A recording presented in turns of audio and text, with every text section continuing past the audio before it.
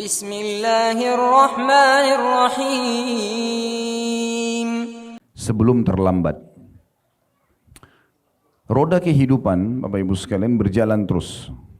Sebagaimana kita tahu, pagi hari kita bangun, mulai beraktivitas seperti biasa, rutinitas kita. Tiba siang hari juga sama, sore hari juga sama, malam hari, kemudian kita tutup dengan istirahat. Besok terulang lagi.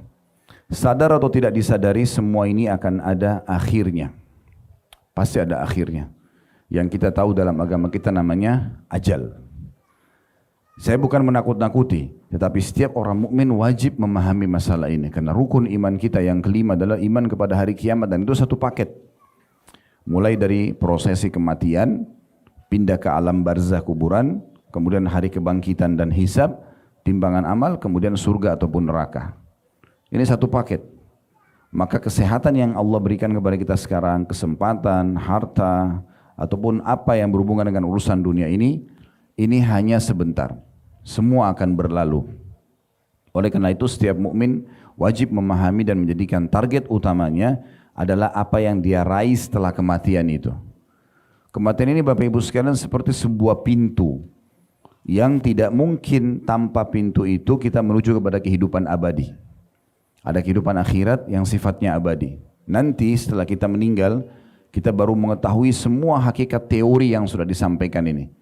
Amal soleh sekecil apapun, dari sholat, dari puasa, dari apa saja. Senyum dengan muslim pun, berbuat baik dengan pasangan hidup kita, dengan anak-anak, semua akan lihat, nampak depan mata kita. فَمَنْ يَعْمَلْ مِثْقَالَ ذَرَّةٍ خَيْرًا يَرَهُ. Siapa yang berbuat seperti biji sawi dari kebaikan, pasti akan diperlihatkan dan juga akan diberikan balasannya. Begitu juga orang-orang yang berbuat kejahatan. Mungkin sebagian pelaku-pelaku kriminal di muka bumi ini ada di antara mereka karena punya kekuasaan, punya kekuatan, punya power, sehingga mungkin tidak ada yang menghadapinya atau tidak ada yang bisa menghadapinya. Tetap juga akan فَمَنْ يَعْمَلْ مِثْقَالَ ذَرَّةٍ شَرًّا يَرَهُ. Siapa yang berbuat seperti biji sawi dari keburukan, dia akan lihat dan juga akan dihukum. Tidak akan mungkin ada yang luput dari pengadilan Allah Subhanahu wa taala. Orang yang cerdas, pernah ditanya kepada Nabi SAW, siapa orang mukmin yang cerdas? Beliau mengatakan orang yang menyadari tentang adanya kematian dan punya persiapan untuk yang setelah kematian itu. Apapun yang sifatnya, teman-teman sekalian, yang akan kita atau kita lakukan di muka bumi ini, itulah persiapan kita menuju ke akhirat. Seperti misalnya Bapak Ibu hadir di majelis ilmu ini, maka ini salah satu amal soleh tentunya yang kita harapkan kita akan panen di hari kiamat nanti. Mungkin juga ada di antara kaum muslimin sekarang yang hadiri juga majelis ilmu yang lain, atau mereka lagi silaturahim keluarga, atau lagi menjenguk orang sakit, intinya atau bersedekah, atau amal apa saja yang sedang dikerjakan, semua itu nanti akan mendatangkan pahala yang melimpah yang akan dia panen pada hari kiamat nanti. Baik teman-teman sekalian, saya di awal pembukaan ini ingin mengajak Bapak Ibu merenungi ayat-ayat Al-Quran. Saya selalu menjadikan ayat-ayat ini sebagai renungan dan bahan kembali mengecas iman kita, agar jangan sampai nanti kita menyesal pada saat kematian datang dan kita tidak punya persiapan. Coba dibuka ya, surah Al-Mu'minun, surah nomor 23, ayat 99. Allah Subhanahu wa taala menggambarkan di situ tentang cerita bagaimana sebagian manusia akan menyesal di saat ajalnya datang. Dan ternyata mereka tidak punya persiapan. Di ayat 99-nya surah nomor 23. Dan saya selalu sarankan agar semua jemaah renungi ulang-ulangi ayat-ayat ini ya. Selalu usahakan berapa hari sekali baca lagi, berapa hari sekali baca lagi. Saya bacakan ya, dari ayat 99-nya, A'udzubillahi minasyaitonirrajim. Hatta idza jaa ahadahumul mautu qala rabbirji'un. Demikianlah keadaan orang-orang kafir, itu dalam kurung di sini artinya semua orang juga yang tidak beramal saleh, banyak dosanya, sama keadaannya. Hingga datang kematian kepada seseorang dari mereka. Dia udah lihat malaikat maut depan matanya, Apa yang mereka ucapkan? Ya Tuhanku, kembalikanlah aku ke dunia. Semua orang yang amal solehnya kurang, apalagi dalam kondisi kafir, akan memohon kepada Allah di saat kematian seperti ini. Sebelum kita pindah ke ayat 100, saya ingin berikan gambaran dulu Bapak Ibu sekalian. Kematian itu kan sangat misterius ya, kita tidak pernah tahu kapan dia datang, kita bahkan tidak pernah bertemu dengan malaikat maut sebelumnya. Itu pertemuan pertama kita dan sekaligus menutup kehidupan kita di muka bumi ini. Di ruangan seperti ini, insya Allah semuanya panjang umur ya dalam amal soleh, tapi bukan mustahil. Tiba-tiba malaikat maut datang, kemudian yang Bapak Ibu tidak lihat, saya saja yang lihat. Begitu keadaannya. Kemudian pada saat itu dia datang dengan hitungan detik sekejap, sebagaimana Allah jelaskan dalam ayat Al-Quran yang lain, mereka sama sekali tidak terlambat dan tidak sama sekali ya, luput dari kegiatan mereka. Jadi Allah suruh sekejap cabut ruh itu jadi, selesai. Maka dicabutlah ruh saya tergeletak. Apa yang terjadi pada saat itu? Orang hanya mengenang, oh iya Khalid Basalamah pernah ceramah. Oh iya meninggal dalam kondisi misalnya menyampaikan ceramah. 1 hari, 2 hari, 1 minggu, 1 bulan, mungkin orang masih mengingat. Lama-lama kendor. Setahun orang sudah mulai lupa, 2 tahun orang sudah mulai lupa. Sekarang Bapak Ibu, siapa yang kita ingat dari generasi kakek-kakek kita ke atas? Mungkin kita ingat sampai ayah kita atau sampai kakek kita. Saya tanya, kalau bapaknya, kakeknya ayah kita atau kakeknya kakek kita, kita sudah tidak pernah tahu namanya siapa. Artinya akan datang waktu di mana di generasi manusia kita sudah dilupakan. Memang begitu urusan dunia. Sebentar sekali gitu. Dan di saat itu, apa yang Bapak Ibu sudah kerjakan, Bapak Ibu akan dapatkan. Baik ataupun buruk. Maka penyesalan akan terjadi. Perhatikan di ayat 100-nya ya. Orang-orang yang meninggal ini minta kembali. Apakah mereka kembali minta untuk menikmati makanan favoritnya? Meeting yang ratusan miliar? Atau apalah ya, kumpul dengan keluarganya. Perhatikan Allah gambarkan kepada kita, gembiranya bagi orang beriman Allah sudah kasih bocorannya. Allah bilang begini, mereka pada saat melihat malaikat maut, mereka mengucapkan la'alli a'malu salihan fima tarakt kalla innaha kalimatun huwa qailuha wa min waraihim barzakhun ila yaumi yub'atsun.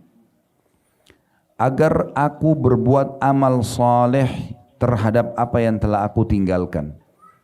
Jadi di saat mereka meninggal itu, mereka tidak minta lagi supaya kembali, saya mau makan dulu makanan kesukaan saya mau meeting dulu, saya mau biologis dulu sama pasangan, saya mau duduk sama anak-anak saya, enggak ada. Di saat itu, ucapannya cuma satu, agar aku bisa berbuat amal saleh yang dulu aku pernah tinggalkan. Oh pernah enggak sholat jamaah di masjid, oh pernah enggak sholat duha, oh pernah ada orang miskin minta atau kerabat saya enggak bantu, oh pernah kesempatan haji umrah tidak pergi, oh pernah majelis ilmu saya cuma abaikan, dan seterusnya. Itu yang dia sesali, itu yang dia berharap untuk kembali mengerjakannya. Lalu Allah bilang apa? Sekali-kali tidak. Maksudnya tidak mungkin terjadi, karena malaikat maut sudah datang. Sebaik apapun orang itu pasti akan wafat pada saat itu. Sesungguhnya itu adalah perkataan yang diucapkan saja. Itu hanya permohonan, nggak akan mungkin dikabulkan sama Allah. Karena kalau malaikat sudah datang untuk mencabut roh, nggak mungkin kita bisa kembali. Dan di hadapan mereka ada barzakh. Di sini diterjemahkan dengan dinding, maksudnya kehidupan kuburan. Karena kuburan baru kemudian kita dibangkitkan di mahsyar gitu kan. Sampai hari mereka dibangkitkan. Di ayat ke-100 ini saya ingin sampaikan sebuah riwayat Bapak Ibu sekalian. Pernah Nabi Muhammad SAW lewat sebuah kuburan di kota Madinah bersama beberapa orang sahabat gitu. Lalu Nabi SAW berhenti sejenak lalu mengatakan, ketahuilah demi zat yang jiwaku dalam genggamannya, pemilik kuburan ini, ditunjuk oleh Nabi SAW, lebih mencintai 2 rakaat sholat sunnah yang kalian kerjakan daripada dunia dan seluruh isinya. Apa maknanya? Bapak Ibu, kalau kita sudah meninggal, kemudian Allah Subhanahu wa Ta'ala memberikan kita kesempatan hidup lagi setengah jam. Coba bayangkan kita di posisi orang itu. Kira-kira apa yang akan kita lakukan di setengah jam itu? Apakah kita akan kembali tadi ke makanan favorit, kita akan kumpul sama keluarga, kita akan meeting bisnis, kita akan ini dan itu? Jawabannya tidak. Bapak Ibu akan cari amal soleh apa kira-kira yang paling efektif sehingga setengah jam lagi saya mati, saya selamat. segera taubat nasuha, mungkin sujud, mungkin sholat 2 rakaat, apalah yang kita akan kerjakan. Kita tidak akan pusing lagi dengan yang lain. Mungkin contoh yang lain, di saat sebelum meninggal, itu kan kalau meninggal dihidupkan kembali, itu perumpamaan.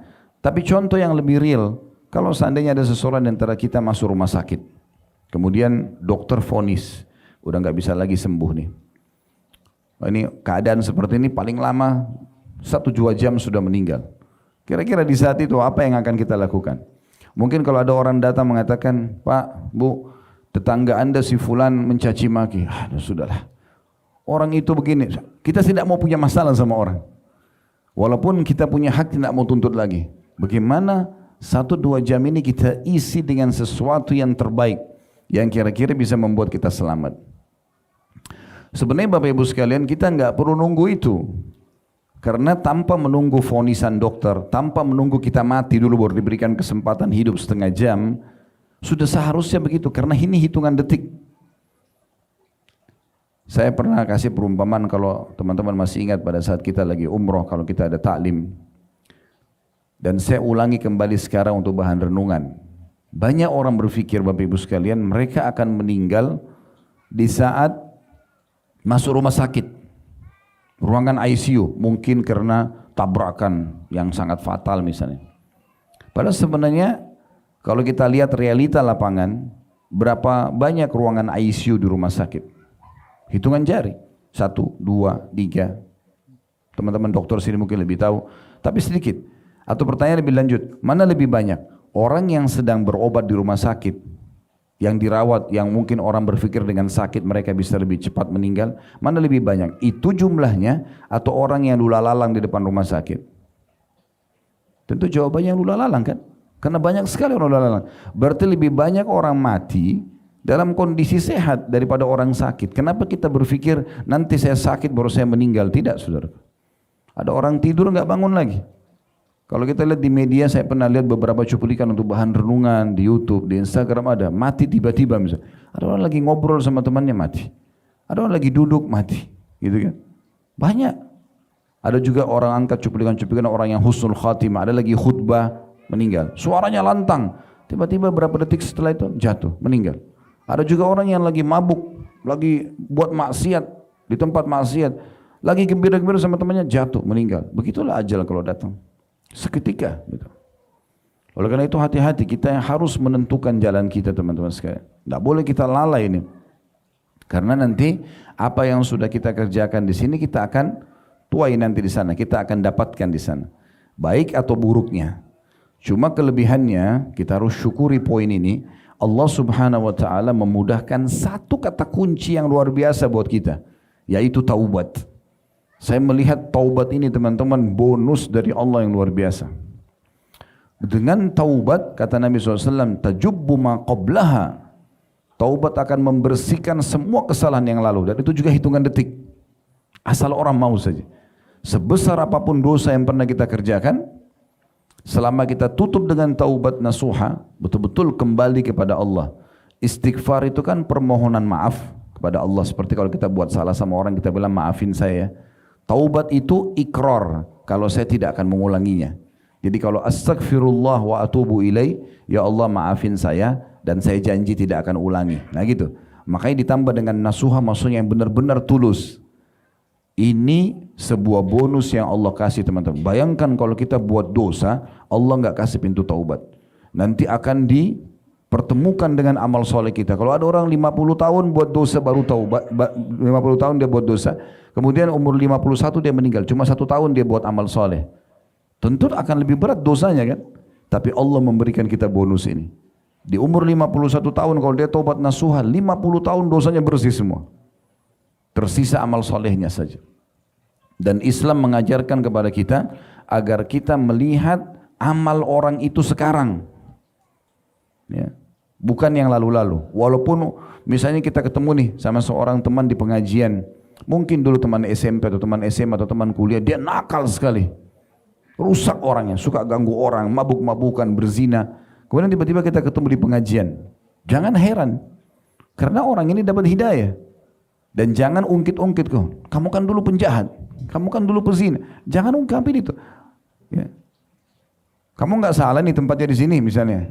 Nggak boleh ungkapin itu. Kenapa? Karena bisa saja dia sudah taubat nasuha. Bahkan taubatnya mungkin bisa mengalahkan taubat kita.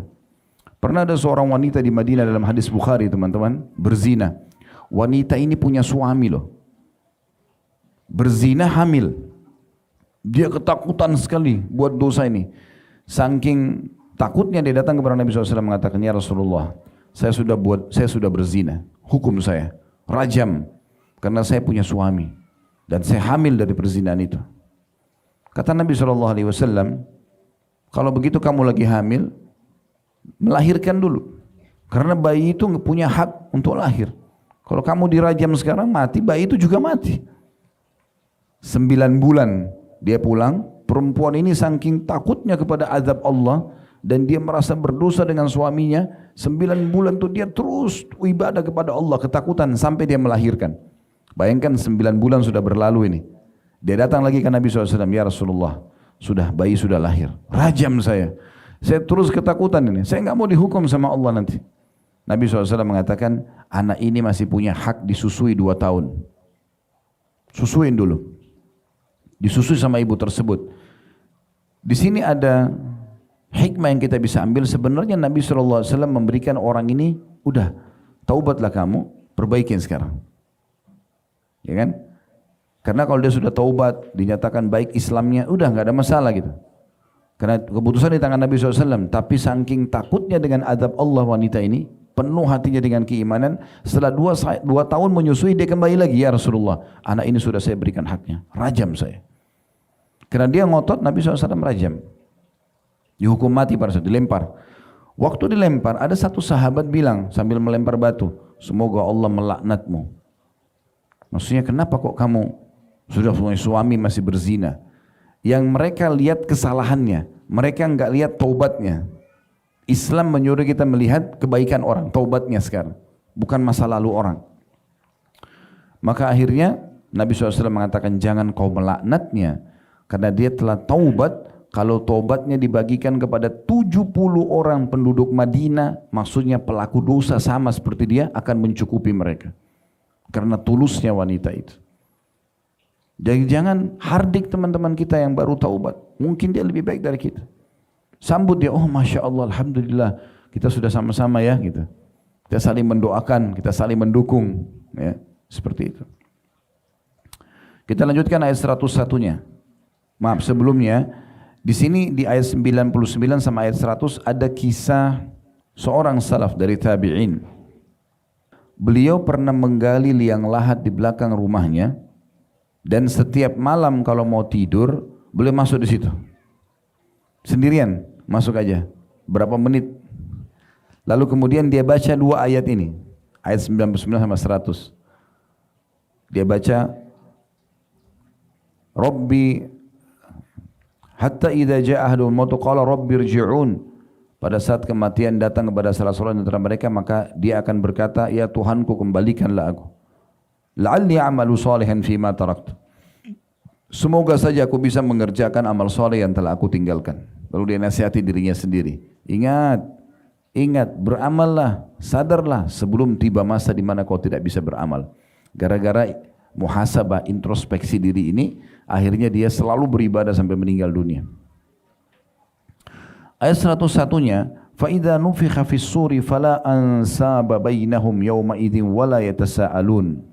Apabila sangkakala nanti ditiup pada hari kiamat, maka tidak ada lagi pertalian nasab di antara mereka pada hari itu, dan tidak ada pula mereka saling bertanya. Di sini bukan berarti putus nasab, misalnya antara orang tua sama anak, saudara sama saudara, maksudnya tidak ada lagi status itu, bukan. Status masih ada.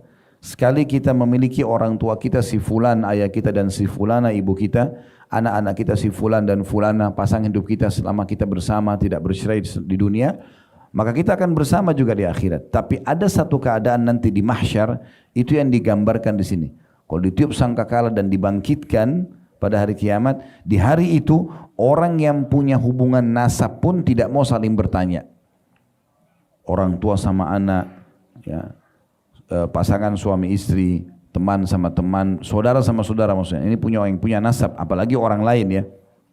Dalam firman Allah yang lain kan, yauma yafirru mar'u min akhi, pada hari kiamat orang lari dari saudaranya, wa ummihi wa abi, dan ibunya juga ayahnya, wa sahibatihi wa bani, pasangan hidupnya dan juga keturunannya, likulli imri'in yauma idzin sya'nu yughni. Pada hari itu orang masing-masing memikirkan dirinya bagaimana selamat. Nanti kita sebagai anak takut ketemu sama orang tua kita di mahsyar, karena jangan sampai ada hak dia yang kita tidak berikan, dia tuntut kita. Ya Allah, ini anak saya dulu tidak berikan hak saya. Takutnya begitu.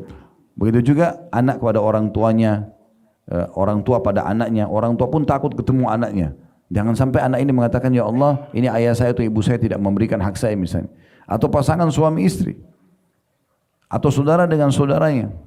Pada saat itu orang betul-betul ingin menyelamatkan dirinya, takut dituntut, tapi nasab tetap berjalan. Yang dimaksudnya adalah terputus, mereka sudah tidak lagi bermanfaat nasabnya di saat itu. Lalu 102-nya, ini kunci penyelamatan kita di hari kiamat. Faman thaqulat mawazinuhu faulaika humul muflihun. Sederhana, barang siapa yang berat timbangan kebaikannya, maka mereka itulah orang-orang yang dapat keberuntungan, keselamatan. Ini kata kuncinya. Amal soleh ini yang akan memberatkan amal kita hari kiamat, itu yang merupakan kata kunci kita selamat, itu dikerjakan di sini, di dunia ini. Semasa Bapak Ibu masih punya umur.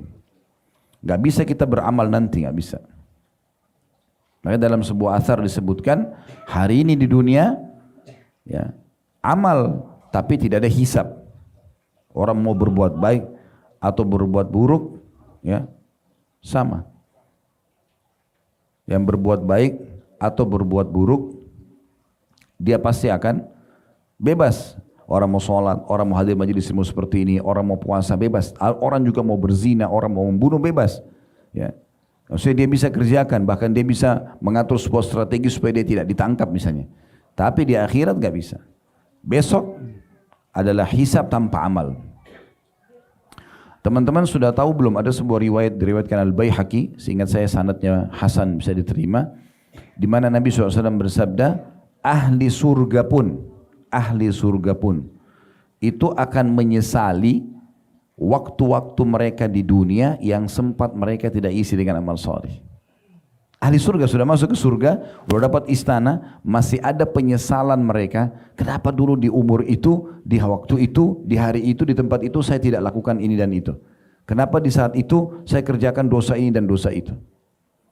Kalau ada di antara kita di sini pernah punya kesempatan berzina, mencuri, menipu, melakukan kejahatan, kemudian terselamatkan, jangan justru disesali. Jangan justru bilang, oh coba dulu saya zina saja, toh nanti sekarang saya tobat. Enggak, jangan begitu. Karena semua itu ada konsekuensinya. Iya kalau kita sempat tobat, kalau enggak, justru kita bersyukur karena kita bisa selamat tidak mengerjakannya. Dan kita sesali, selalu kita jadikan sebagai cambuk di saat ada sebuah amal soleh yang tidak sempat kita kerjakan. Ada sedikit tambahan informasi di sini teman-teman sekalian. Kalau dosa kita kerjakan, masih ada kata kunci taubat ya tadi.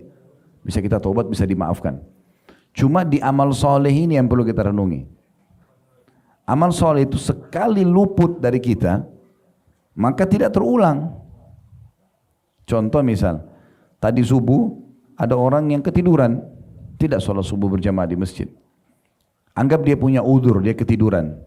Tetapi dia tidak akan mungkin bisa memperbaiki itu selamanya. Tidak bisa, biar dia mohon-mohon sama Allah, ya Allah kembalikan waktu lagi ke subuh tadi 5 jam, 6 jam yang lalu, supaya saya bisa sholat berjamaah di masjid, sudah nggak bisa. Saya pernah punya pengalaman di sini, di Condet sini. Waktu itu waktu sholat berubah dari jam 12 sekian menjadi kurang dari jam 12. Subhanallah, saya sempat tidak ikuti itu, saya berpikir ngandalin dengerin azan. Rupanya mikrofon masjid dekat rumah rusak. Gak dengar, ada tamu, ada seorang ikhwah datang ke rumah dan kami ngobrol. Saya patokannya jam 12 lewat pada saat itu. Kok jam 12 lewat belum azan? Akhi, kita ke masjid aja. Saya boncengan motor sama dia. Pas tiba di masjid, imamnya sudah sujud rakaat pertama. Subhanallah, pada saat itu saya kaget dan saya besarkan permasalahan itu. Karena memang kita dianjurkan kalau kita luput dari amal soleh, kita harus besarkan dalam jiwa kita itu. Supaya kita merasa betul-betul ini sayang benar. Gitu.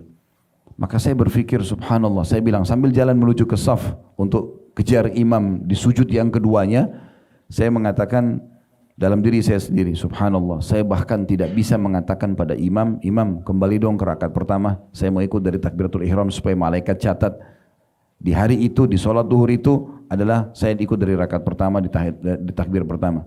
Udah nggak bisa. Ya. Akan tercatat sampai hari kiamat Khalid ini luput sholat duhur rakaat pertama di waktu itu di tempat itu. Coba. Berapa banyak orang tidak hiraukan masalah azan terdengar di telinganya. Ada orang miskin atau kerabatnya minta tolong tidak mau dibantu dengan bisikan syaitan, negosiasi sama syaitan. Itu masih kuat, itu masih mampu, bukan saatnya negosiasi. Eksekusi. Pada saat orang minta kasih. Urusan dia kalau dia bohong. Inna malu bin niat, dia dibalas dengan niatnya, kita dibalas dengan niat kita. Kita niat sedekah, kita akan dapat. Dia niat menipu, dia akan dapat hukumannya. Gak usah khawatir soal itu. Jadi di sana penentuan amal kita untuk selamat, amal baiknya harus banyak. Kemudian 103-nya, ini kecelakaannya, ya, celakanya orang-orang di hari kiamat diceritakan juga. Waman khaffat mawazinuhu faulaika alladziina khasiru anfusahum fi jahannam khalidun. Dan barang siapa yang ringan timbangan amalnya pada saat itu, amal solehnya ringan, amal dosanya lebih banyak, maka mereka itulah orang-orang yang merugikan diri mereka sendiri. Dia yang celakakan dirinya, mereka kekal dalam neraka jahannam. Mulai 104 ayatnya sampai beberapa ayat ke depan, Allah gambarkan bagaimana bentuk siksaan dan penyesalan ahli neraka pada saat mereka masuk. Ya. Mungkin Bapak Ibu di ruangan seperti ini ada AC, ada lampu, sejuk, nyaman, ya. Kita nggak rasakan apa-apa. Tapi di saat kita berada di satu kondisi di mana kita sedang panas, diganggu oleh orang, disiksa, maka kita merasa tidak nyaman. Nah sebenarnya kondisi yang digambarkan sini bagaimana kalau orang dalam kondisi tersiksa itu. Ya. Allah menggambarkan kondisi mereka ahli neraka ini. Wa na'udzubillah, semoga kita semua diselamatkan dari api neraka ini. Allah mengatakan, ingat ini sudah 1400 tahun yang lalu turun ayatnya, akan terus ditilawakan orang beriman sampai hari kiamat. Talfahu wujuhahumun nar wa hum fiha kalihun. Muka mereka dibakar oleh api neraka dan mereka di dalam neraka itu dalam kondisi cacat. Ada sebuah riwayat menjelaskan dari Nabi SAW cacatnya seperti apa. Saking panasnya api neraka itu sampai membuat bibir atas penghuni neraka itu bisa terlipat ke kepalanya. Dan saking panasnya juga bibir bawahnya itu melebar sampai ke perutnya. Saking panasnya pada saat itu. Itu dimaknakan dengan cacatnya mereka. Dan di sana teman-teman sekalian tidak ada negosiasi. Nggak ada negosiasi sama sekali. Nggak bisa kita negosiasi, tolong. Mungkin di penjara dunia bisa kita negosiasi. Kita bisa menunjukkan akhlak yang baik, mungkin dikurangi hukumannya, mungkin. Jadi, di akhirat, di neraka tidak bisa. Para malaikat keras, kasar yang menjaga neraka. Allah gambarkan itu. Dalam surat Tahrim Allah gambarkan itu. Seingat saya surah nomor 66 ayat 6 itu. Ini tambahan informasinya saya. Ya ayyuhalladzina amanu qu anfusakum wa ahlikum nara. Hai orang beriman, selamatkan dirimu dan keluargamu dari api neraka. Waquduhan nas wal hijarah, bahan bakarnya dari manusia dan batu. Alaiha malaikatun giladun syidad, dijaga oleh malaikat-malaikat yang kasar, yang keras. La ya'sunallaha ma amarum wa yaf'aluna ma yu'marun. Mereka tidak pernah bermaksiat kepada Allah dan mereka selalu menjalankan apa yang Allah titahkan. Bakar-bakar, potong-potong. Mereka enggak kenal kita, mereka tidak mau tahu. Allah ciptakan mereka memang untuk menyiksa. Gak ada istilah pakai perasaan kayak manusia. Ini orang sudah bonyok mukanya, ini orang matanya sudah tercungkil, udah cukup, gak ada. Disiksa terus. Dan yang jadi masalah di neraka Bapak Ibu sekalian tidak ada kematian. Kalau ada orang pencuri di jalan kemudian ditangkap oleh massa misalnya, terus dikeroyokin. Mungkin selama dia masih bergerak, orang masih berpikir mukul dia. Tapi coba kalau dia sudah meninggal, orang gak ada orang yang mukul. Karena orang pikir orang mati gak rasa sakit. Di neraka gak ada kematian. Sampai seluruh kulitnya, otot-ototnya pun jatuh dari tubuhnya tetap hidup. Tersisa tulang pun dia masih hidup. Allah sempurnakan lagi. Begitu terus. Dalam penyiksaan itu sakit dan dalam juga pengembaliannya kembali utuh sakit. Begitu terus 24 jam. Kenapa ini? Hanya zina, hanya bohong, hanya nipu. Untuk apa? Kenapa enggak jadi orang baik saja? Kenapa enggak nikah saja? Kenapa enggak sedekah saja? Kenapa enggak jadi orang baik? Oh, ini semua ancamannya sudah ada. Kemudian 105-nya Allah berfirman kepada ahli neraka. Pada saat mereka lagi cacat, mereka lagi kesakitan itu, alam takun ayati tutla alaikum fakuntum biha tukadzibun. Bukankah ayat-ayatku kata Allah, kanya besar di situ kata ganti Allah ya. Bukankah ayat-ayatku telah dibacakan kepadamu sekalian, tapi kamu selalu mendustakannya. Pak, Bu, taubat, sadar, jangan. Ini kesempatan, lakukan. Ini sedekah, ini. Sudahlah, nanti aja. Dia selalu aja menunda-nunda. Kata Allah, bukankah dulu sudah sampai kepada kalian ayat-ayatku?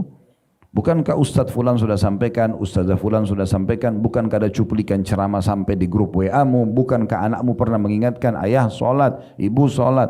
Bukankah pernah begitu misalnya? Sampai semua informasi di sekitar kita.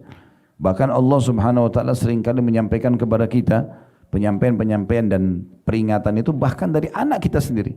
Saya pernah di rumah subhanallah tidur, istirahat siang, waktu itu sedikit letih. Pas azan asar, anak saya kecil 2-3 tahun umur datang. Abati sudah azan. Saya langsung bangun. Subhanallah, ini anak pasti nggak ngerti. Allah yang datang mengingatkan kepada kita dengan caranya. Bukankah Bapak Ibu pernah rasakan kita terbangun jam 3 malam? Ada kesempatan untuk bangun sholat malam. Kadang-kadang Allah datangkan nyamuk yang mengganggu kita untuk kita bangun. Tapi banyak manusia lalai.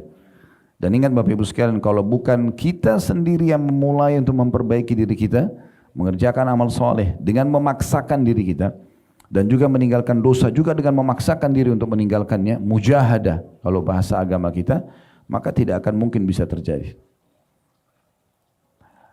Lalu ahli neraka menjawab, mereka mengatakan ini kepada Allah. Pada saat Allah mengatakan, bukankah sudah datang ayat-ayatku pada kalian, peringatan sudah sampai, kalian mendustakannya? Mereka menjawab begini, ini jawaban serentak ahli neraka ini.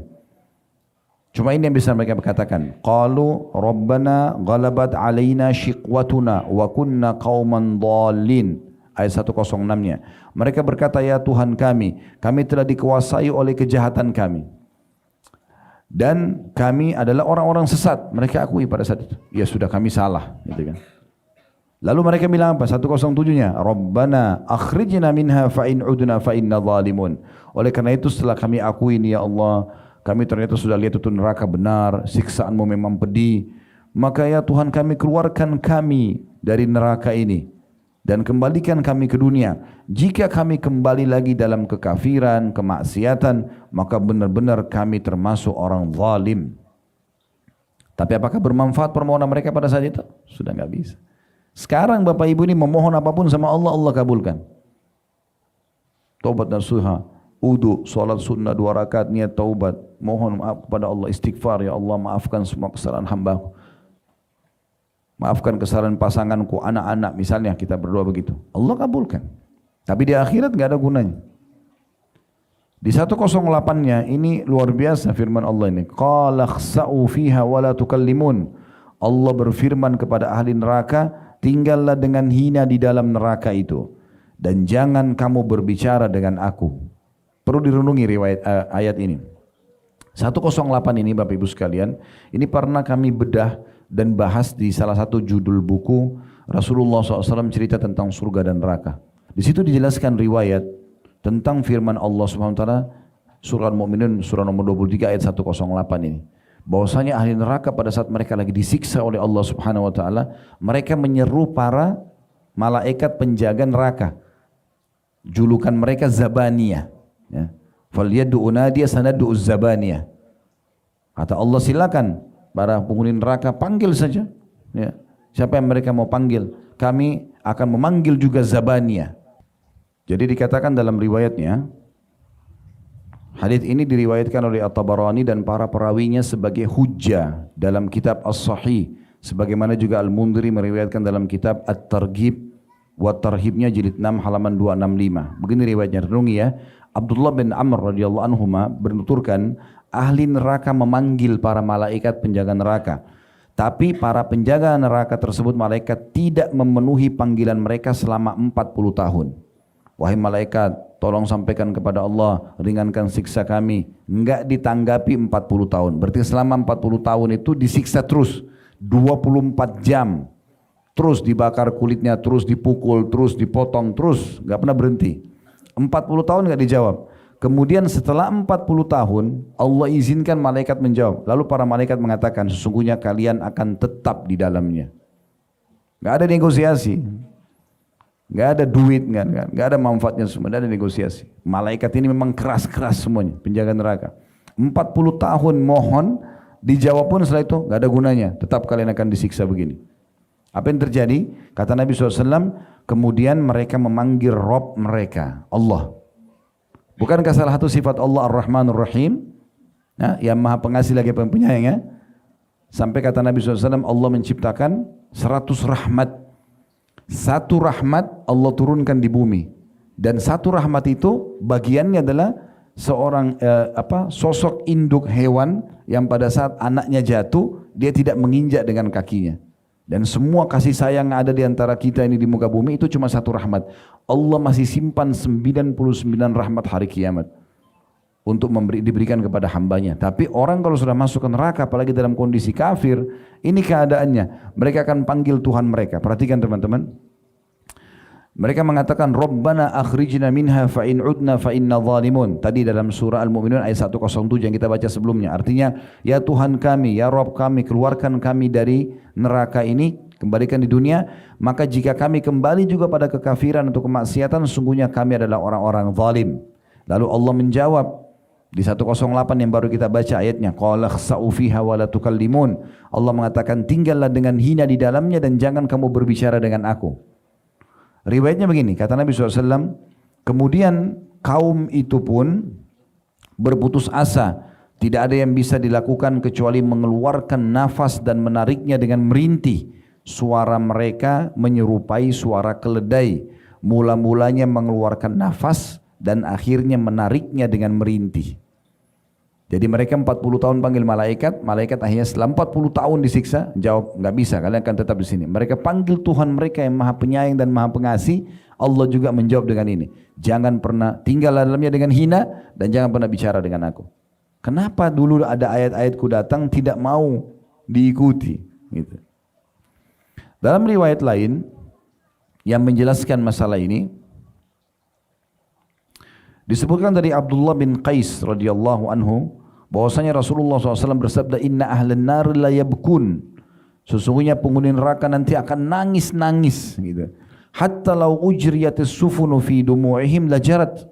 Kalau seandainya kapal atau bahtera dijalankan di atas ya, genangan air mata mereka, maka bisa berjalan. Wa innahum la yabkuna dama, yakni makanad dam'i.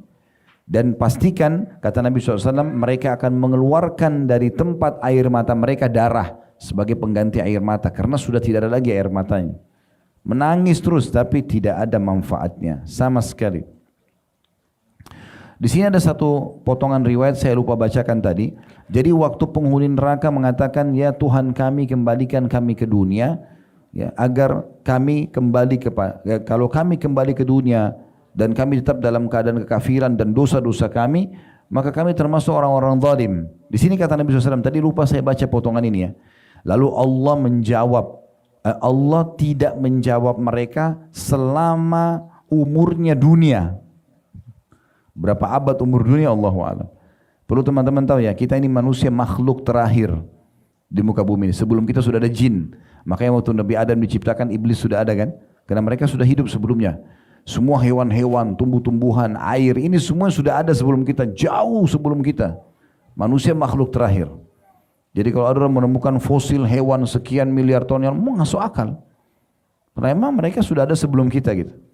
Bayangkan di sini kata Nabi SAW, waktu mereka panggil penjaga neraka dari malaikat, tidak dijawab 40 tahun. Terus mereka panggil Tuhan mereka, Allah tidak jawab mereka seumur dunia.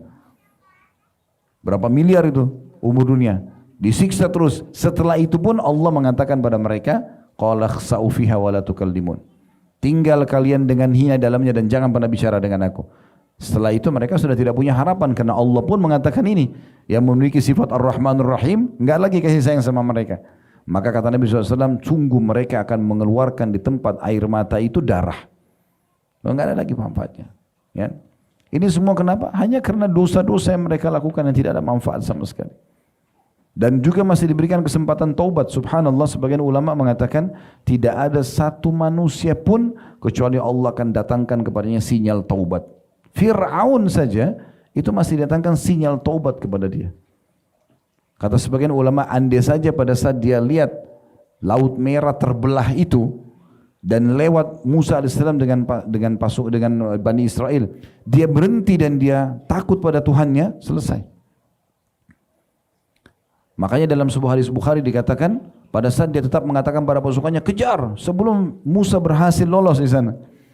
Pas air mulai menumpuk, ya, mulai Allah SWT jatuhkan kembali dan mulai menenggelamkan Fir'aun dan pasukannya. Di saat itu Fir'aun baru bilang, dia bilang, amantu billadzi amana bihi Banu Israel. Saya beriman kepada apa yang telah diimani oleh Banu Israel.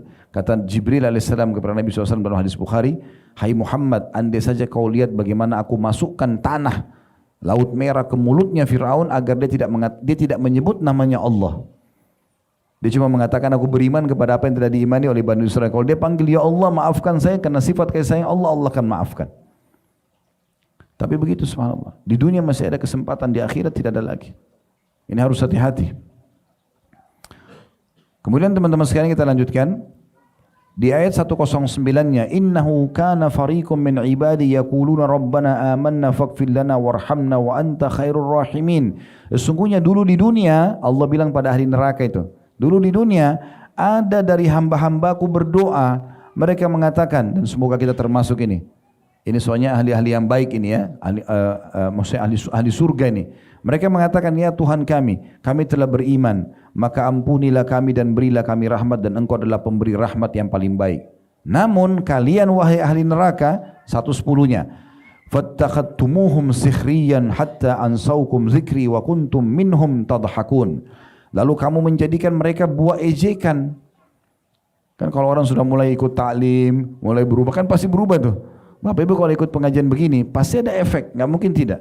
Sebagaimana juga orang kalau masuk berlakukan maksiat, duduk kumpul-kumpul, mabuk-mabukan, ada efek. Efek mereka lebih jauh dari Allah. Kalau gini lebih dekat dengan Allah pasti. Kita akan merasa, oh iya ya, harusnya saya bertobat, harusnya saya beramal saleh. Rasain nggak? Ini efeknya dan jangan dihilangkan itu ya. Setelah bubar nanti jangan, itu kan tadi di pengajian. Enggak. Bawa pulang, jadikan bekal hidup. Allah berikan rahmat itu. Lalu apa yang terjadi? Biasa kadang-kadang itu sudah umum. Komunitas di sekitar kita akan olok-olok kadang-kadang.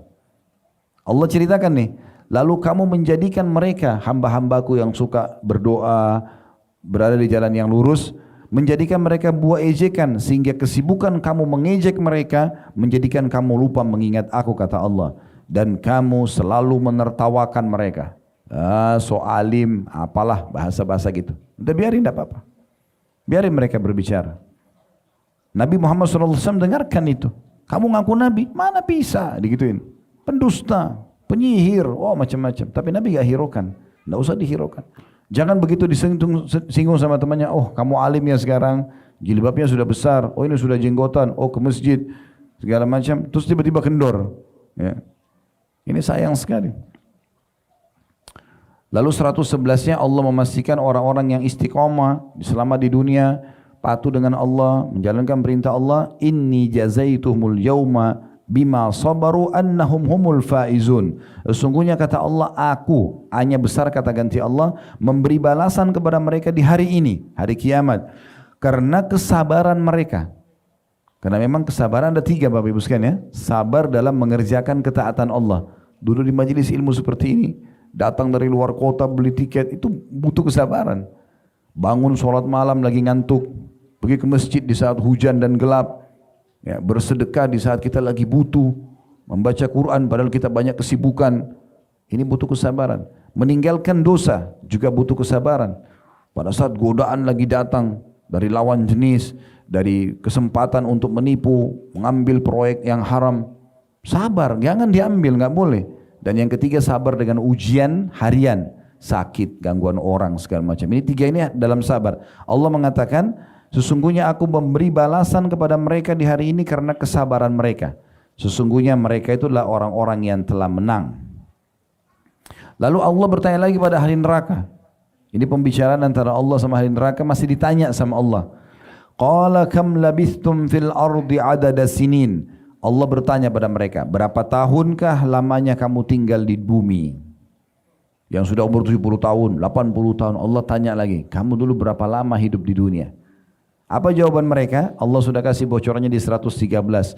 Qalu labithna yawman aw ba'da yawmin fas'alil 'adin. Mereka mengatakan kami tinggal di bumi sehari atau setengah hari saja. Maka tanyakan kepada orang-orang yang menghitung.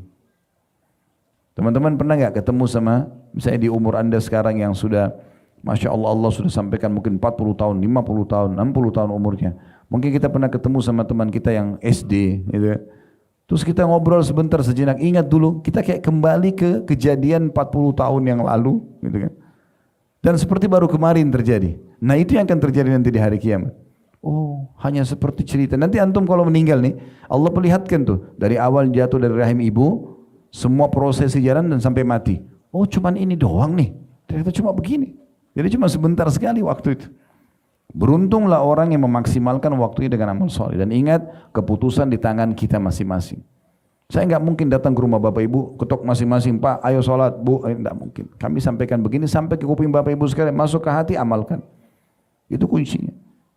Jadi di tangan kita sendiri. Sebagaimana juga mau meninggalkan perbuatan dosa, keputusan di tangan kita, kita tinggalkan atau tidak.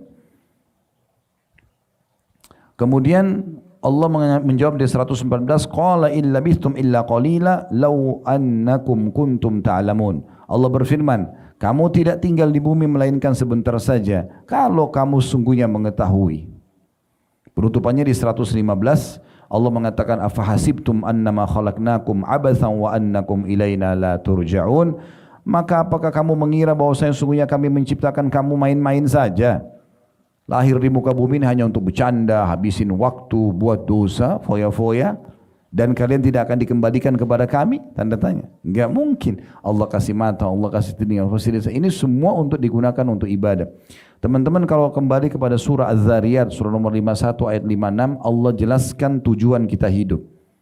Az-Zariyat 51 sampai 56. Ini sudah selesai tadi Al-Mu'minun ya. Wa ma khalaqtul jinna wal insa illa liya'budun.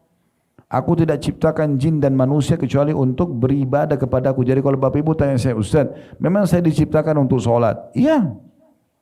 Memang Bapak Ibu ada di sini untuk sholat? Memang saya untuk puasa? Iya. Untuk zakat? Iya. Bakti sama orang tua? Iya. Jenguk orang sakit? Iya. Sedekah? Iya. Haji umroh? Iya. Itu tujuan kita hidup. Enggak ada tujuan lain. Enggak boleh zina, enggak boleh bohong, enggak boleh nipu. Itu bukan tujuan hidup kita. Jadi jangan buka pintu untuk itu. Karena ini tujuan kita nih. Untuk mengabdi kepada Allah. Isi semua untuk itu. Makanya judul kita sebelum terlambat teman-teman sekalian. Hati-hati. Karena setelah Bapak Ibu pulang dari sini, Bapak Ibu sudah tahu, oh teorinya, oh informasinya. Jangan sampai lalai lagi. Saling merangkul suami istri, orang tua sama anak, saling mengingatkan. Kemudian kita lihat surah Al-Munafikun, surah nomor 63, ayat 9 sampai ayat 11. Saya bacakan ayat 9-nya. Ya ayyuhalladzina amanu la tulhikum amwalukum wala auladukum an dzikrillah wa man yaf'al dzalika faulaika humul khasirun. Hai orang beriman, janganlah hartamu dan anak-anakmu melalaikan kamu dari mengingat Allah. Jangan karena meeting ya, kemudian lupa sholat lewat. Jangan karena anak-anak ya, bermain sama mereka kita enggak sholat misalnya ya. Ajak mereka untuk ibadah. Barang siapa yang berbuat demikian, hartanya atau anak-anaknya membuat dalil dalam ibadah, maka mereka itulah orang-orang yang merugi. Saya ingin memberikan tambahan informasi tentang anak-anak ini ya. Bapak Ibu sekalian, anak-anak sini Masya Allah ada yang ikut. Anak-anak ini adalah titipan Allah Subhanahu Wa Taala untuk kita yang membentuk dia, bukan dia yang membentuk kita. Begini maksudnya. Saya sering kasih contoh di pengajian, tapi saya ingatkan kembali. Ada banyak suami istri, mungkin suaminya 35 tahun, istrinya 30 tahun misalnya. Anaknya masuk SD.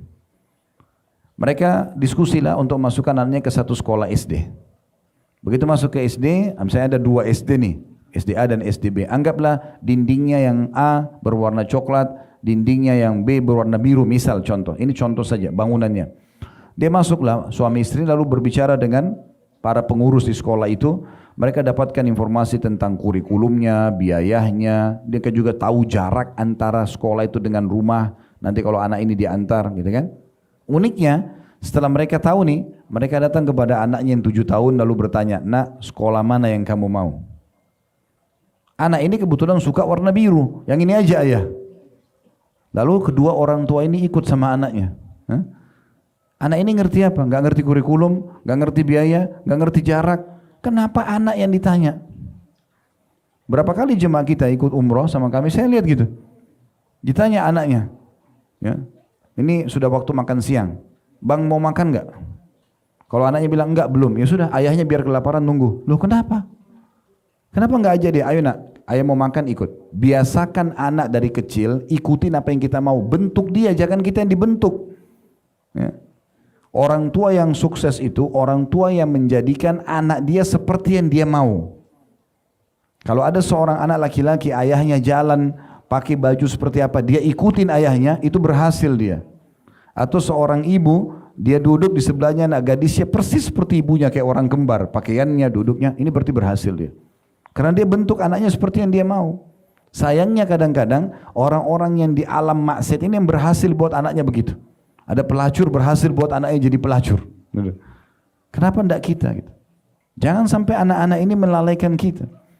Tunduk. Ada bahkan orang tua yang datang pernah ngeluh sama saya, Ustaz, bagaimana hukumnya anak saya suka marah sama saya, bahkan mukul saya. Loh, subhanallah. Bagaimana bisa ini terbalik dunia ini? Anda yang punya hak untuk membendik dia, kenapa dibiarkan dari awal memukul? Bahkan kalau perlu tidak boleh mengangkat suara depan orang tua. Ya. Saya pernah bilang, kalau ibu-ibu misalnya mau masak makanan di rumah, kalau dia mau ajak diskusi paling suaminya, cukup. Ya bu ya, suami saja.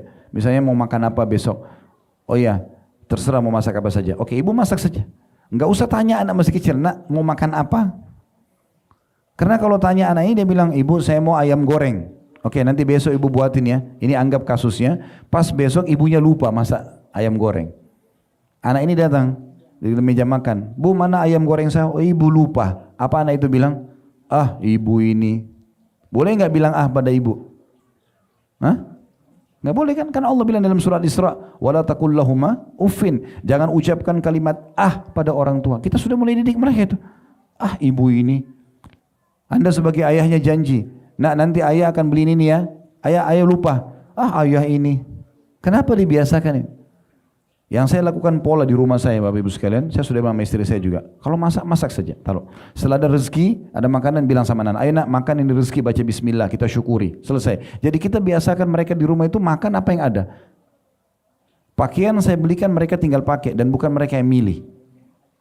Ya. Memang sudah begitu karena memang anak-anak ini harus seperti yang kita inginkan. Nanti kalau ibu dan bapak berhasil didik seperti ini, percaya sama saya Bapak Ibu sekalian, sampai mereka mau nikah pun tanya, ayah, ibu bagaimana sarannya? Mau kuliah pun terserah ayah dan ibu. Kita mau nikah karena perempuan saya, atau perempuan kita, nak ayah mau nikah sama ini. Ya nggak apa-apa ya, terserah ayah saya. Masih begitu mereka. Karena dari kecil kita biasakan patuh. Bukan mereka yang atur kita, itu penting. Karena mereka nggak ngerti. Mainan yang kita belikan, makanan yang kita siapkan, sekolah yang kita pilihkan, itu semua kita yang tentukan. Supaya tidak melalaikan. Ini Allah sudah ingatkan. Sama juga dengan pendapatan. Yang paling efektif kalau kita bisa punya pendapatan, kita yang mengaturnya. Gitu kan? Bagaimana supaya kita bisa mengatur? Supaya pendapatan itu tidak, pekerjaan itu tidak mengatur kita. Nah, itu penting. Kecuali memang pekerjaan tersebut tidak mengganggu ibadah kita ya. Berapa banyak orang muslim yang mengeluh sama kami, datang dan mengeluh mengatakan, Ustaz, saya kerja di perusahaan, sholat Jumat aja nggak bisa. Mengeluh begitu. Ini waktu Ajwad kami masih di Kalibata, belum pindah ke sini. Setiap sholat, di sini Bapak Ibu akan dengar speaker azan nih. 10 menit kita tidak akan terima orderan. Saya sudah bilang semua break harus sholat. Ibu-ibu, tamu perempuan kita arahkan ke lantai 2 sini, laki-laki ke musola. Gitu kan. Setiap waktu itu masih di Kalibata, kita masih, karena di mall masih pakai orindor, kemudian diturunkan ditulis, kami sedang sholat. Itu. Ada beberapa pegawai kami datang mengatakan gini, Ustaz, ada teman-teman di sebelah ini pada nanya, pegawai-pegawai muslim yang ada kerja di sebelah, tapi yang pemiliknya orang non-muslim. Situ bisa sholat 5 waktu ya? Oh di sini bukan cuma bisa sholat, kami disuruh sholat, disuruh tutup. Kalau nggak sholat, oh enak bener ya. Kalau di tempat saya kerja, jangankan sholat 5 waktu, sholat Jumat nggak boleh. Perempuan pakai jilbab suruh buka, coba. Maka harusnya kita yang bisa mengatur itu. Ya. Baik, kita masuk ke ayat selanjutnya. Dua ayat terakhir 10 dan 11. Wa anfiqu mimma razaqnakum min qabli an ya'ti ahadakumul mautu fayaqula rabbi laula akhartani ila ajalin qaribin fa asaddaqa wa aqum minas salihin. Dan belanjakan segera, sedekahkan segera sebagian dari apa yang telah kami berikan kepadamu sebelum datang kematian kepada salah seorang di antara kamu. Nah, ini mirip tadi ya. Ayat Al-Mu'minun. Jadi pada saat mati penyesalan Allah gambarkan di sini. Apa penyesalannya? Pada saat datang kematian kepada salah dari kalian, lalu dia berkata, ya Robku, mengapa engkau tidak menangguhkan kematianku sampai waktu yang dekat, beberapa detik aja. Untuk apa? Makan makanan favorit lagi, kumpul lagi sama keluarganya, meeting lagi miliaran? Enggak. Mereka bilang apa? Agar aku, atau yang menyebabkan aku dapat bersedekah dan aku termasuk orang-orang saleh. Itu jadi targetnya. Lalu Allah mengatakan di ayat 11 sebagai penutup, "Walan yuakhirallahu nafsan idza jaa ajaluha, Allahu khabirun bima ta'malun." Sesungguhnya Allah sekali-kali tidak akan menangguhkan kematian seseorang apabila telah datang kematiannya. Di detik itu, di tempat itu pasti kita mati. Mau sehat, mau sakit, mau tua, mau muda, mau kaya, mau miskin, mau sukses, mau gagal, mati pada saat itu. Dan Allah Maha mengenal atau mengetahui apa yang kamu kerjakan. Ini peringatannya, ya. Dan tentu banyak sekali teman-teman sekalian ayat-ayat Al-Quran yang berbicara seperti ini, ya. Baik, kita akan tutup teman-teman sekalian dengan beberapa statement hikmah dari hadis Nabi SAW, dari perkataan para sahabat, para tabi'in tentang masalah judul kita ini sebelum terlambat. Dan setelah itu insya Allah kalau masih ada waktu kita akan buka sesi tanya jawab. Kita masih ada sekitar 20 sampai 25 menit kurang lebih menuju ke waktu duhur, ya. Jadi ada perkataan Ibnu Umar radhiyallahu anhu yang mengingatkan kepada kita, kun fid dunya ka'anna, ada sabda Nabi sallallahu alaihi wasallam, ya, waktu Nabi pernah pegang pundaknya Abdullah bin Umar lalu berkata kalimat ini, kun fid dunya ka'annaka gharibun aw 'abiru sabil. Hiduplah di dunia ini seakan-akan kamu seperti orang asing dan seperti seorang pengembara. Maksudnya tidak menjadikan dunia sebagai target utama. Dunia kita tunggangi untuk mendapatkan yang terbaik di akhirat, ya. Teman-teman kalau baca kisah tentang Abu Bakar, Uthman bin Affan, Abdurrahman bin Auf, Sa'ad bin Ubadah, Talha bin Ubaidillah, sahabat-sahabat yang kaya-kaya, milionernya pada saat itu, ya. Itu pada saat mereka meninggal, gudang harta mereka penuh sekali. Sampai kalau dihitung itu bisa puluhan miliar istri dan anaknya mendapatkan masing-masing karena banyaknya harta yang ditinggal. Pertanyaannya, apakah harta itu hasil tabungan mereka? Demi Allah bukan, teman-teman. Hasil sedekahnya. Jadi bukan berarti selama hidup 30, 40, 50 tahun itu mereka nabung jadi gudangnya penuh, bukan. Jadi setiap hari sedekah, terus datang lagi besoknya. Sedekah lagi, datang lagi besoknya. Jadi selama di dunia mereka terpenuhi, pada saat meninggalkan harta yang banyak karena sedekahnya, bukan karena tabungannya. Jadi mereka tidak berpikir masalah tabungan. Mereka berpikir bagaimana seperti dalam surah Al-Munafikun segera menyedekahkan harta-harta mereka. Dan ini teori agama jelas, cuma kadang-kadang syaitan membuat kita khawatir. Kemudian Ibnu Umar menimpali hadis ini yang kata Nabi SAW sambil pegang pundaknya, jadilah kau di dunia seperti orang asing atau seorang pengembara saja. Maka beliau menyampaikan setelah itu kepada orang-orang yang jadi muridnya, idza amsayta fala tantadhirus sabah. Kalau kau masih hidup tiba sampai sore hari, jangan tunggu pagi. Belum tentu kamu hidup. Wa idza asbahta fala tantadhirul masa. Kalau kau tiba pagi hari, jangan tunggu sampai sore. Wa khudh min sihhatika limaradik. Maksimalkan masa sehatmu sebelum kamu sakit. Wa min hayatika limautik. Dan selama kamu hidup sebelum kamu meninggal. Hadis riwayat Bukhari. Hasan Basri berkata, al-mu'min fid dunya kal gharibi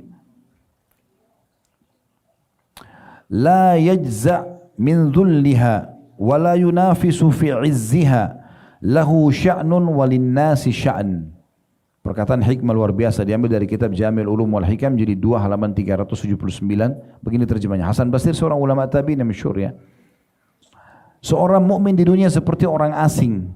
Tetap dia berpakaian, tetap dia makan, tetap berprestasi, tapi bukan target utamanya. Tidak pernah gelisah terhadap orang-orang yang mendapatkan dunia. Dia tidak masuk dalam persaingan yang membuat si fulan itu begini terus diikutin, ya. Tidak pernah saling berlomba dengan penggila dunia. Penggila dunia memiliki urusan sendiri, sementara orang asing mukmin ini juga punya urusan sendiri untuk kembali ke kampung akhirat. Atau boleh mengatakan orang asing yang ingin kembali ke kampung akhirat juga punya urusan sendiri. Ya. Jangan di sini teman-teman difahami, oh kalau begitu kita nggak boleh bekerja, Ustaz. Tidak. Orang mukmin bisa memiliki status, ya, ijazah formal tertinggi sampai profesor kalau perlu, nggak masalah. Anda bisa menjadi orang paling kaya, ya, memiliki kendaraan, rumah yang terbaik, nggak masalah. Yang penting halal dan jangan mubazir. Dan itu bukan menjadi target utama. Ya, ada orang kadang-kadang pecinta dunia itu begini. Kalau dia mau makan di satu restoran, dia pergi, terus tidak dapat makanannya, kehabisan. Itu sudah jadi bahan pembicaraan 1 bulan barangkali. Karena luar biasa dia cintanya dengan dunia itu. Dia mau beli satu merek baju, nggak dapat. Oh, luar biasa, menjadi bahan cerita seperti sudah satu penyesalan seumur hidup. Ini pecinta dunia. Orang mukmin tidak seperti itu. Ada, dia nikmati. Tidak ada, ya sudah. Biasa aja. Ada makanan ini, ya makan. Tidak ada makanan itu, makan yang lain. Ya kan? Kan semuanya cuma di ujung lidah itu kan. Mau makanan apapun di ujung lidah sebenarnya. Di ujung lidah kita bisa bedain. Oh, ini sambal, ini nasi, ini kerupuk. Kita bisa bedain. Tapi kalau sudah masuk seperti jari kita ke tenggorokan, mana kita bisa bedain mana sambal, mana ayam, mana kerupuk. Tidak ada. Selesai. Jadi jangan sampai itu membuat kita berlebihan. Biasa aja. Ya. Atau As-Salimi berkata dalam doanya, Allahumma arham fid dunya gurbati. Ya Allah, rahmatilah keasinganku di dunia. Maksudnya buat aku selalu rindu akhirat nih. Dan di dunia ini selalu terpenuhi. Keterasingan ini bukan berarti merasa ketakutan, tidak. Tapi miliki dunia tapi tidak menjadi target. Warham fil qabri wahsyati. Dan juga rahmati kesedihanku nanti di kuburan. Maksudnya jangan sampai aku disiksa di kuburan. Warham mauqifi gadan baina yadik. Dan juga rahmatilah pada saat aku berdiri di hadapanmu kelak nanti di hari kiamat. Kemudian Yahya bin Mu'ad Ar-Razi juga berkata, ad-dunya khamrus syaitan. Dunia ini adalah khamarnya syaitan. Wa man sakira minha lam yufik illa fi uskari atau fi askaril mauta nadiman ma'al khasirin. Dunia ini adalah khamarnya syaitan. Maksudnya kalau orang terus mau mengejar, lupa akhiratnya, gara-gara meeting lupa sholat, gara-gara mencari pendapatan mau supaya angka di rekeningnya bertambah, tidak mau itu halal, tidak mau tahu halal atau tidak. Maka ini orang yang mabuk baru tersadarkan ketika kematian datang kepadanya. Dan pada saat itu dia akan menyesal bersama dengan orang-orang yang rugi.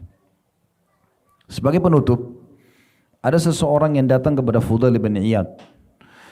Fudail bin Iyad ini teman-teman sekalian salah satu tanda-tanda kebesaran Allah di muka bumi. Beliau seorang ulama tabi'in. Fudail bin Iyad ini dulu perampok jalanan. Setiap kali orang mau lewat di lokasi dia, ketakutan pasti. Karena Fudail bunuh, ambil hartanya. Dan Fudail ini sendirian, tidak punya pasukan. Berani sekali, kuat sekali fisiknya. Dan orang ketakutan di wilayah Irak pada saat itu. Subhanallah, satu waktu taubat. Dia mau mencuri di rumah satu orang. Orang itu rupanya lagi sholat malam. Kemudian dia baca potongan ayat, Alam ya'ni alladhina amanu an takhsha qulubuhum li dzikrillah wa ma nazala minal haqq. Belum tibakah saatnya, ya, Allah mengatakan bagi orang-orang beriman hatinya lunak dan tunduk kepada Allah. Dia tersentuh dengan itu, dia turun dari tembok rumah itu, dia bingung mau kemana ini. Kemudian dia masuk ke masjid, ada satu masjid. Waktu itu kan belum ada penerangan kayak kita sekarang, orang masih pakai obor gitu. Waktu muazzinnya datang mau azan subuh, nyalain obor mau azan subuh, tiba-tiba dia lihat ada orang di depan mihrab. Begitu dia dekat Fudail bin Iyad, dia ketakutan. Keluar dari masjid. Begitu keluar, dia nunggu di luar. Jemaah yang lain mau sholat datang semua. Ada apa? Kenapa enggak azan? Kenapa enggak nyalain obor? Ada. Fudail bin Iyad, penjahat besar ini. Suka bunuh orang, rampok orang. Mereka semua jadi takut sampai sholat subuh tertunda sebentar pada saat itu. Akhirnya ada yang memberanikan diri dan masuk saja. Ini kan di rumah Allah, enggak masalah. Kita lihat kenapa dia. Begitu mereka mendekat, mereka temukan Fudail lagi menangis. Karena ada apa dengan Abu Fudail? Dia bilang, saya sudah taubat kepada Allah. Mereka nggak percaya awalnya, tapi akhirnya dipandu wudu, kemudian diajarin sholat. Saking tulusnya dia bertaubat teman-teman, sampai Fudail bin Iyad menjadi salah satu ulama muslimin. Dulunya perampok. Dia bersahabat dekat dengan seorang ulama tabi'in lain bernama Abdullah bin Mubarak. Abdullah bin Mubarak ini orang soleh, dari kecil sudah hafal Quran. Belum 10 tahun sudah hafal Quran dan tumbuh di keluarga yang memang ulama lah. Memang dia jadi dai. Itu menjadi sahabat dekatnya. Dia mengatakan apa? Sesungguhnya Fudail bin Iyad adalah tanda-tanda kebesaran Allah. Asal orang mau taubat bisa kembali seperti dia. Saya bukan sedang cerita tentang riwayat tentang beliau, tapi beliau pernah kedatangan seseorang di saat beliau sudah jadi ulama, gitu kan? Orang itu kebetulan duduk di sebelahnya lalu ditanya, karena sudah tua, umurnya sudah 60 tahun. Iya, Fudail bin Iyad tanya, "Kam atat alaik?" Berapa umurmu sekarang? Orang itu duduk di sebelahnya, umurnya sudah 60 tahun. Orang itu mengatakan, "Sittuna sanah." 60 tahun. Fudail mengatakan, fa anta mundu sittina sana tasiru ila rabbika yushiku an tabluga. Kalau begitu kamu sudah 60 tahun jalan menuju Tuhanmu dan sebentar lagi kau akan tiba. Orang itu kaget. Dengan nasihat lalu dia mengatakan, inna lillahi wa inna ilaihi raji'un. Kami milik Allah, kami akan kembali kepada Allah. Ini kalimat istirja ya. Dianjurkan dalam agama diucapkan bukan hanya pada saat kematian. Semua permasalahan hidup kita ucapkan istirja. Bilang inna lillahi wa inna ilaihi raji'un. Sebagian salaf kakinya aja kesentuh batu inna lillahi wa inna raji'un karena dianggap itu peringatan dari Allah. Sungguhnya segala itu milik Allah dan kami akan kembali kepada Allah. Maka Fudail bertanya, ata'rifu tafsirah? Kau tahu enggak makna kalimat yang kau ucapkan itu? Istirja itu, inna lillahi wa inna raji'un. Orang itu mengatakan, iya, tapi kalau mau jelasin silakan. Maka Fudail mengatakan, ana lillahi abdun wa ilaihi raja'. Arti dari perkataanmu tadi itu kami milik Allah, kami akan kembali kepada Allah. Sesungguhnya aku adalah hamba Allah dan akan kembali kepadanya. Itu makna istirja. Ya. Faman alima annahu lillahi abdun, siapa yang sadari bahwasanya dia adalah hamba Allah, wa annahu ilaihi raji', dan dia pasti akan kembali kepadanya, karena kalimat istirja kan itu. Inna lillahi, kami milik Allah, wa inna ilaihi raji'un, kami akan kembali kepada Allah. Falya'lam annahu mauquf, maka dia harus tahu nanti dia akan dibangkitkan. Wa man 'alima annahu mauquf, dan siapa tahu yang akan dibangkitkan, falya'lam annahu mas'ul, dia harus sadar kalau dia akan diminta pertanggungjawaban. Wa man 'alima annahu mas'ul sayu'id lis-su'ali jawaba, dan siapa yang menyadari kalau dia akan ditanya, maka pasti dia akan mempersiapkan jawaban untuk pertanyaan tersebut. Orang itu lalu bertanya lagi, mengatakan, famal hilah, kalau gitu apa solusinya sekarang? Seakan-akan orang ini mengatakan, saya sekarang takut nih, jangan sampai nanti saya disiksa gitu. Ya. Maka dia mengatakan, Fudail mengatakan, yasirah, mudah sebenarnya. Orang itu bilang lagi, mahia, apa itu? Dengan semangat dia kejar untuk dengar jawabannya. Maka kata Fudail, tuhsinu fima baqiya yukfar laka ma madha. Perbaiki sisa umurmu sekarang yang Allah kasih, ya, maka akan dimaafkan kesalahanmu yang lalu. Fa innaka in asa'ta fima baqi, karena kalau sisa umur ini juga masih kau pakai berbuat dosa, ukhitta bima madha wa bima baqi, engkau akan dihukum dengan yang sudah lalu dan juga yang akan datang. Nah, ini wasiat yang sangat luar biasa tentang masalah bagaimana kita segera sadar dan kembali ke jalan Allah SWT. Tentu kita tidak perlu nunggu teman-teman sekalian 60 tahun baru kita sadari, tapi setiap saat kita bisa meninggal sebagaimana sudah kami bahasakan tadi, maka harus hati-hati. Sekali lagi teman-teman, ini bukan menakut-nakuti, tapi ini bagian daripada agama Islam, dan dengan kita punya rasa takut kepada Allah SWT, maka semua akan lebih terkontrol tentunya, ya. Sehingga kita hanya fokus kepada apa tujuan kita diciptakan, dan kita hanya akan nikmati apa yang dibolehkan, serta kita akan meninggalkan apa yang dilarang, dan maksimalkanlah sisa-sisa hari kita ke depan dengan amal soleh. Semoga Allah memudahkan saya mengamalkan, pertama kali bukan cuma mengucapkan, dan juga memudahkan Bapak Ibu insyaAllah untuk mengamalkan itu. Kalau ada benar dari Allah, kalau ada salah dari saya mohon dimaafkan. Subhanakallahumma bihamdika asyhadu an la ilaha illa anta astaghfiruka wa atubu ilaik. Wassalamualaikum warahmatullahi wabarakatuh.